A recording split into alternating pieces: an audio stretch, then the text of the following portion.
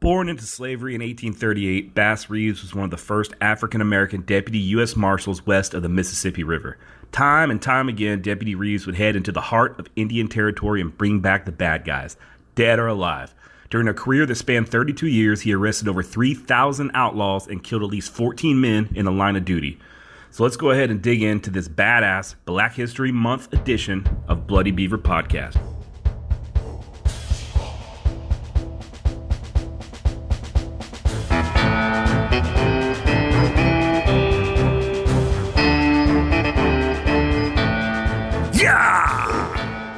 Born in Crawford County, Arkansas in 1828, Bass, like many slaves, would take the last name of his owner, William Reeves.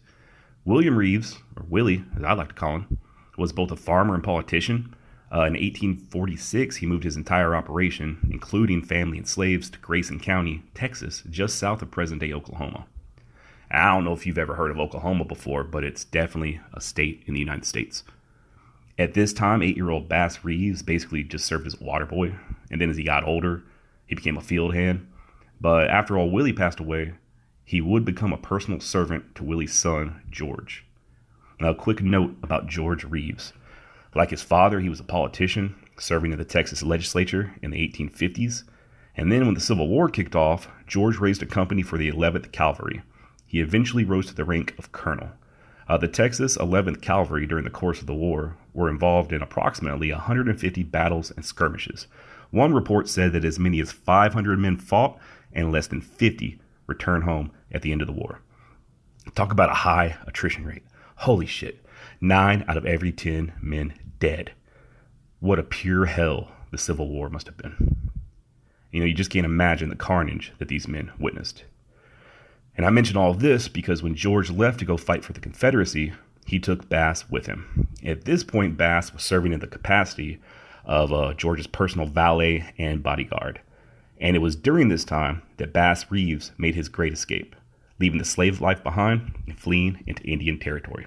There are conflicting reports on the circumstances of Bass's escape. I couldn't find exactly when or where the escape took place, or if he participated in any combat with the 11th Cavalry, as some have claimed. One story basically goes that Bass and George got into an argument during a card game, and Bass ended up putting a beating on his master, thus fleeing to avoid punishment. The other story says he had simply heard of the Emancipation Proclamation and, was seeing other slaves being freed, so he took off in pursuit of his own freedom. If it was an argument that stemmed from a card game, I bet it was because George kept forgetting to ante.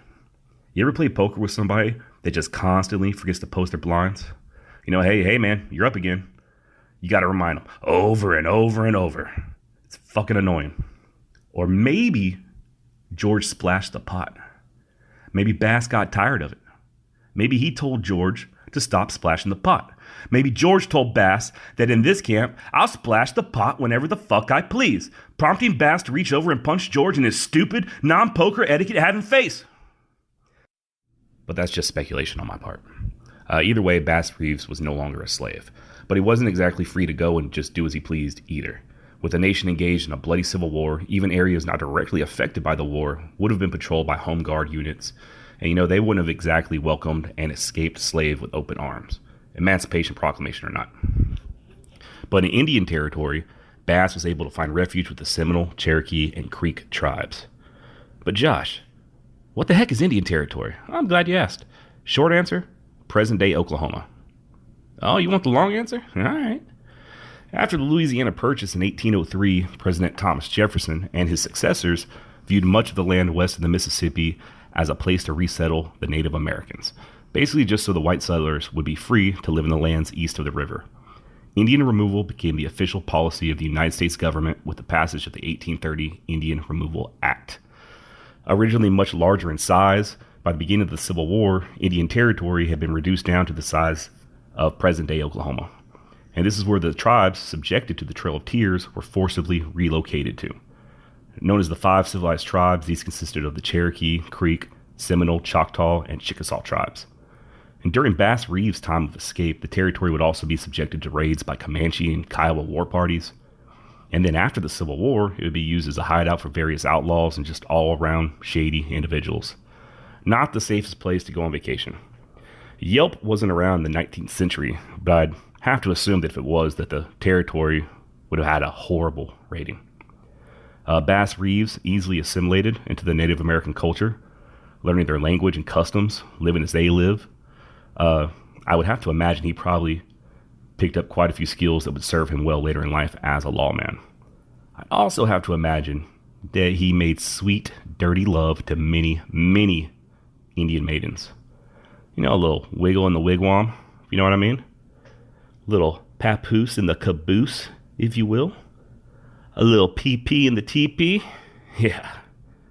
Following the freeing of all slaves at the end of the Civil War, and no longer fearing arrest and a return to bondage, Bass left Indian Territory and settled on land near Van Buren, Arkansas. He married a Miss Nellie Jenny. They started a family. They'd eventually have about 10 children. I see about because I did read in another account that they had 11 children, so I don't know. During this time, Bass became a successful farmer and rancher, and due to his knowledge of the Indian Territory, he occasionally picked up work as a scout for lawmen pursuing outlaws that fled to the territories. In 1875, Isaac Hanging Judge Parker was appointed as federal judge of Indian Territory. Isaac himself became famous just for the sheer amount of criminals he convicted and sentenced to death by hanging. And like I said earlier, the Indian Territory had become a haven for criminals. And just as Bass was able to find refuge in the lawless land, so too would outlaws come to use it as their hiding grounds after committing various crimes.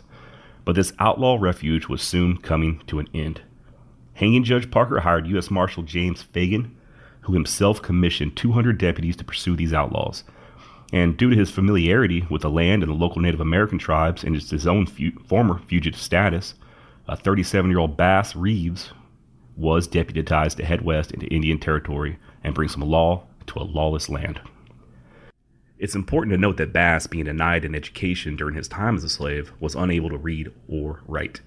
Most deputies, they headed out to the Indian Territory with several warrants in hand, just being able to reference them whenever they needed to. But Bass had to actually have somebody read the warrants to him, which he then committed to memory. So despite having no formal education, Bass Reeves was undoubtedly a pretty sharp guy. I can't remember what I had for breakfast yesterday, but this badass is going into outlaw country with a head full of memorized warrants. Just the descriptions of the outlaws, their various aliases. Oh, and by the way, no GPS back in those days. No Google Maps in the 1870s.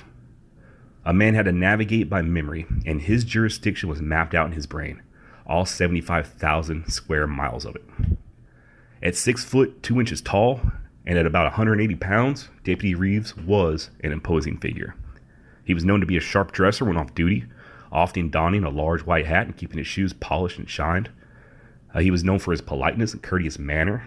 And his mustache game, well, it was on fleek. Bass Reeves had a mustache that would put Steve Harvey to shame.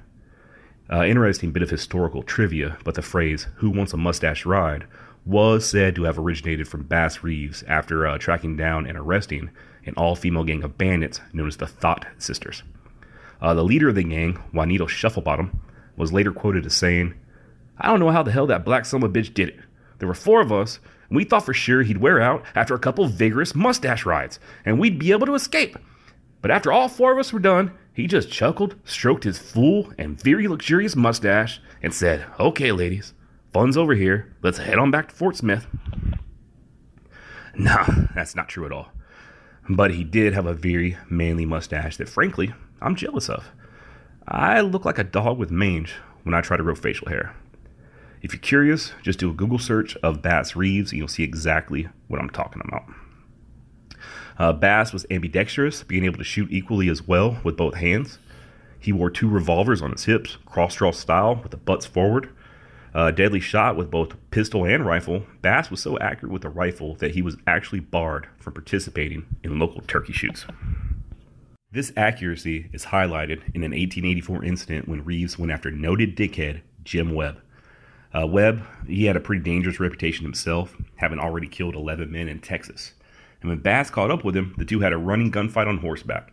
After nearly being shot several times, Bass decided to stop dicking around. He got off his horse, took careful aim with his rifle, and blasted Webb out of the saddle.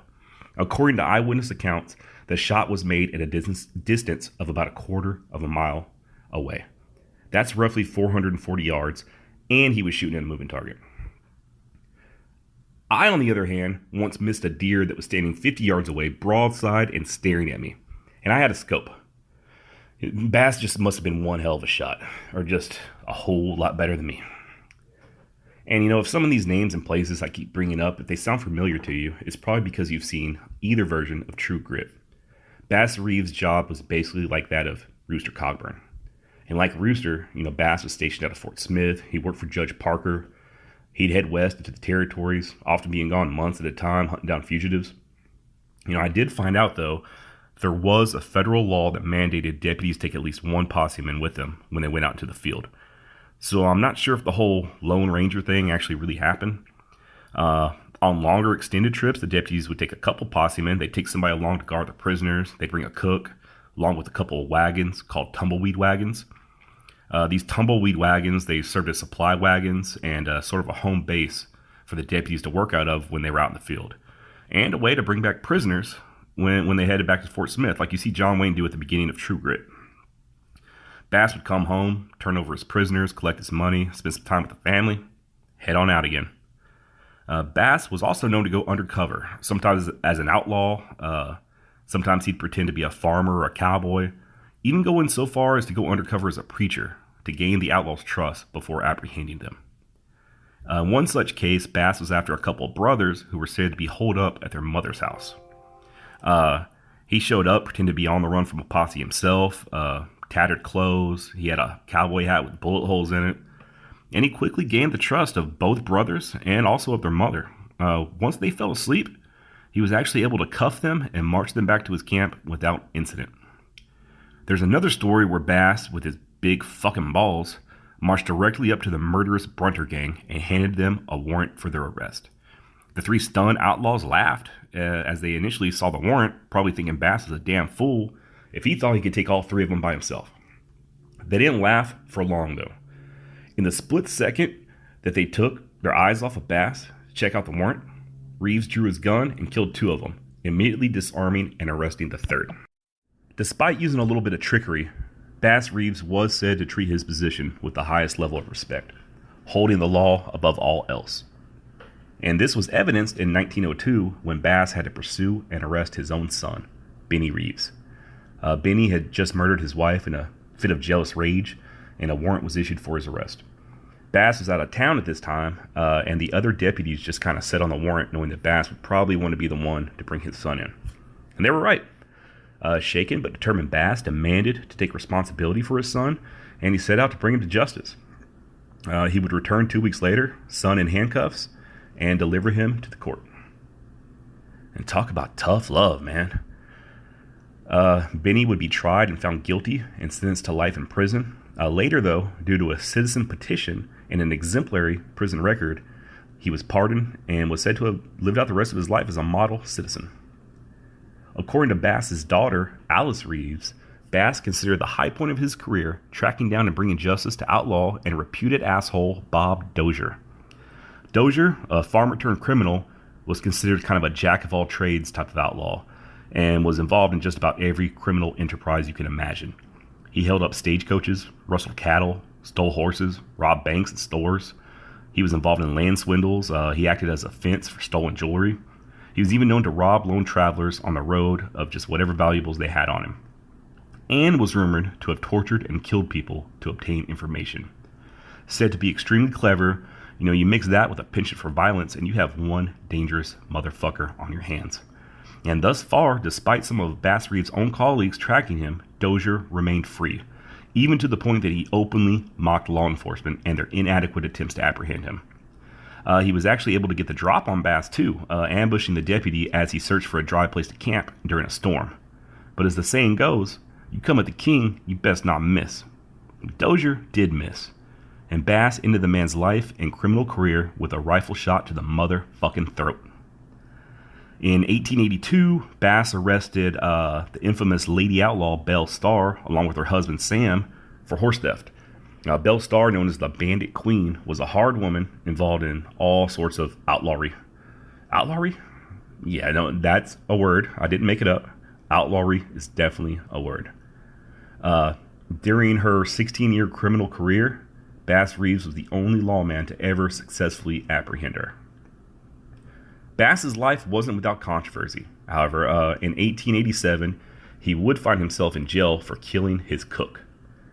During an 1884 trip to the Chickasaw Nation, Bass and his cook got into a heated argument over the quality of the food.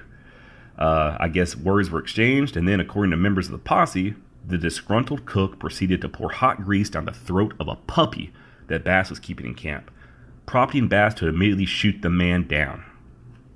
Bravo, Bass Reeves. I go back and forth on how I feel about the death penalty. I think there's a lot of good arguments on both sides. I'm just not all that comfortable with the state having the power to kill. We've for sure put many innocent people to death, and maybe we should think about fixing the justice system before we just keep doing so. Plus, depending on your religious beliefs, there's the whole religious moral aspect of it. On the other hand, what kind of degenerate monster pours hot grease down a puppy's throat? Is this type of person redeemable? You don't just snap one day and think, I wonder what bacon grease would do to that nice little cute puppy over there. No. You got to imagine that's the type of guy that tortured lizards when he was a kid. Probably neighbors' cats would routinely go missing. Probably has some daddy issues. Possibly, a little too touchy-feely with small children. But regardless, Bass reacted like I think many of us would if our dog was being painfully killed. Political and religious ideologies aside, and his actions resulted in the death of the cook. And he got by with it, because he was Bass motherfucking Reeves. He almost got by with it. 2 years would pass before Bass was finally indicted for murder. He was arrested and had to spend 6 months in jail before finally being able to make bond. His trial was held in October of 1887, and his testimony was quite a bit different from the puppy killing story that I just shared. When he went to trial, Bass testified that while he was trying to dislodge a bullet that was stuck in his rifle, the gun went off, accidentally striking the cook. He said he sent for a doctor, but the man was dead before help could arrive. And I guess the jury bought it because he was acquitted. And, although now a free man, he did find himself in financial ruin. The cost of the trial and not being able to work for 6 months just really took a toll on Bass, and he was forced to sell the family home and move all of his folks to the outskirts of Fort Smith. So who knows what really happened? Did he kill someone for hurting a puppy? Or did he just lose his cool in a heated argument? Or was it really an accident? I don't know. All we know for sure is that Bass was able to resume his career as a deputy U.S. Marshal, and in no time flat, he was back out there bringing in criminals by the dozen. In 1893, Reeves was transferred to the federal court in Paris, Texas, as this court had jurisdiction over the Chickasaw and Choctaw nations throughout the 1890s, and that's where Bass did a lot of his work. By the early 1900s, Bass was mostly pursuing Native American and African American criminals, but he definitely would not hesitate to arrest a white criminal if one passed his way. Equal opportunity badassery being practiced at the turn of the century. Yeah, I don't know why I just grunted then, but it just felt right. His last major gunfight would take place in 1907 in Muskogee, Oklahoma, USA, when a San Francisco native broke several of the town's ordinances. The unnamed man, high on both marijuana and LSD, was last seen on Main Street burning his draft card, and then, according to multiple eyewitness accounts, disrespected the local college dean. And Bass, who himself had been sipping a little white lightning, wasn't having none of it.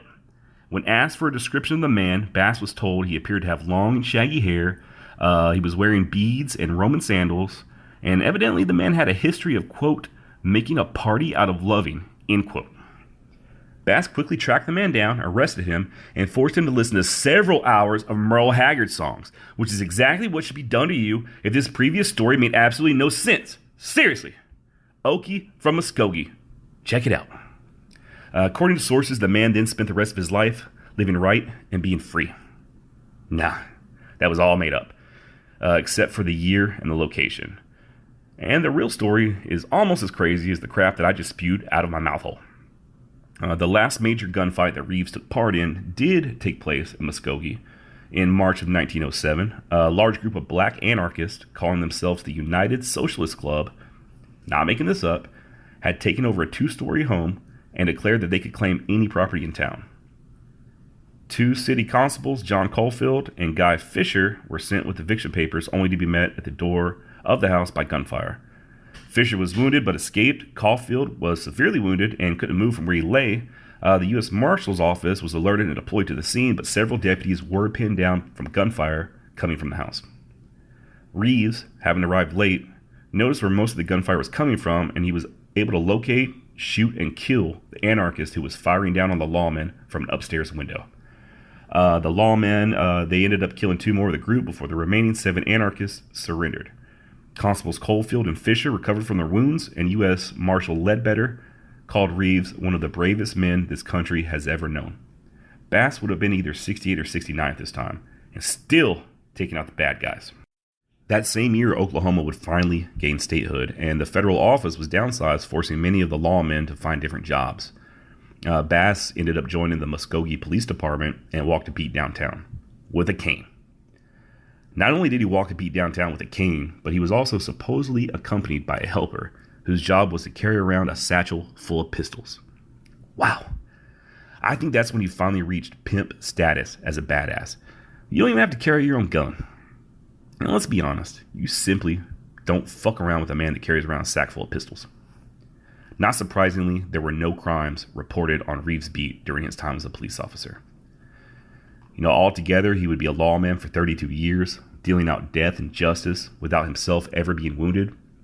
Unfortunately, none of us are invincible, and on January 21st, 1910, Bass Reeves succumbed to Bright's disease at the age of 71. He was buried somewhere near Muskogee, although the exact location isn't known.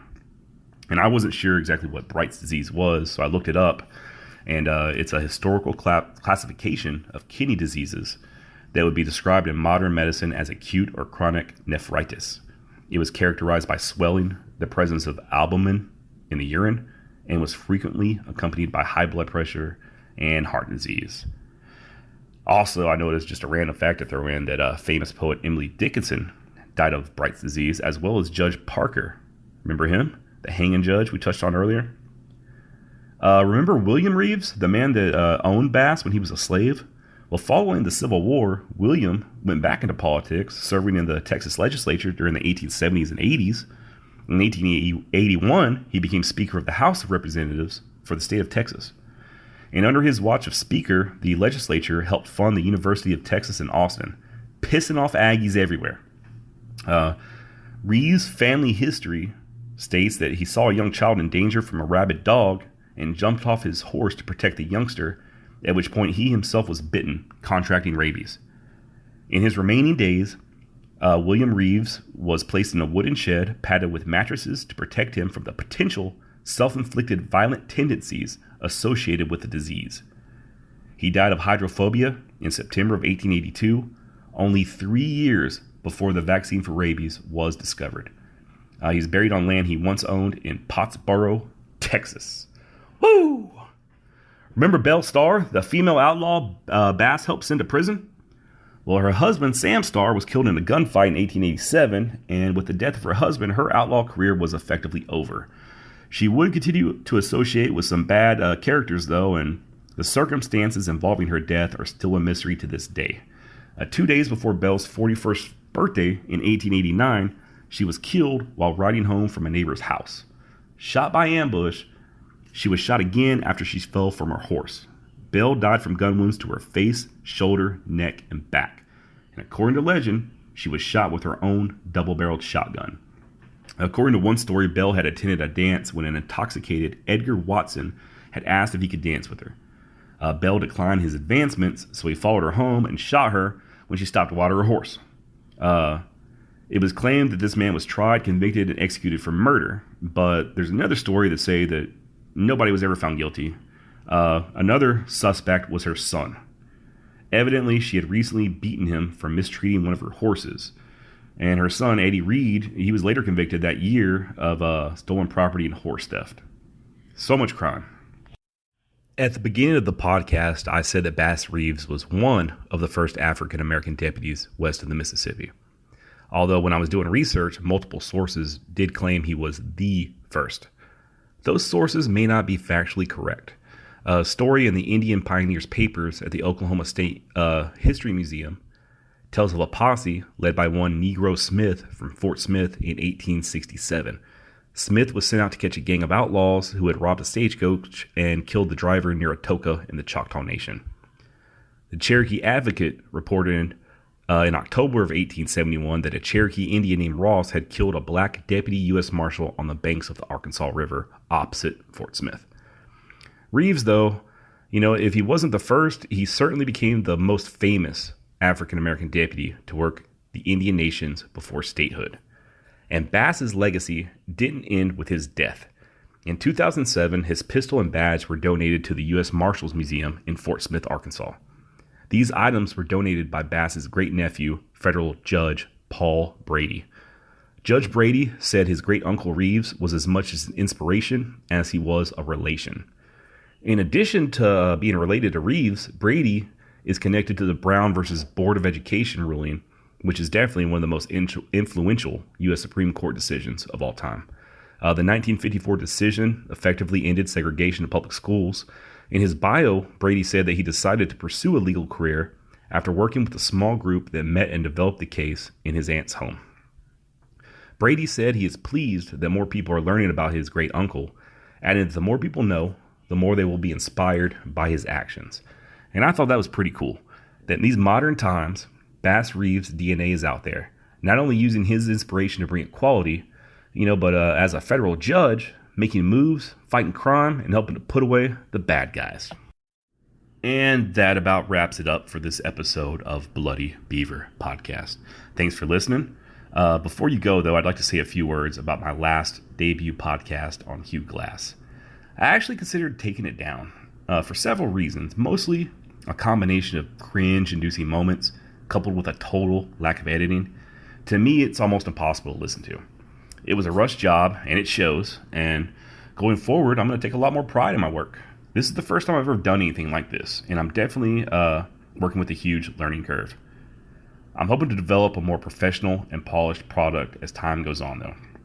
So if you did stick around for this episode, thank you, thank you, thank you. Hope you found Bass Reeves as fascinating as I did. Hope this episode changes somebody's mind about living the outlaw life. Maybe there's somebody on the fence right now, just thinking about robbing a stagecoach and riding off into Indian Territory to hang out with other bandits. Don't do it. First of all, Indian Territory doesn't even exist anymore, idiot. Second, who even rides around in a stagecoach nowadays? Also, there are still brave men and women like Bass Reeves manning the U.S. Marshal Service. If you break the law, they will find you.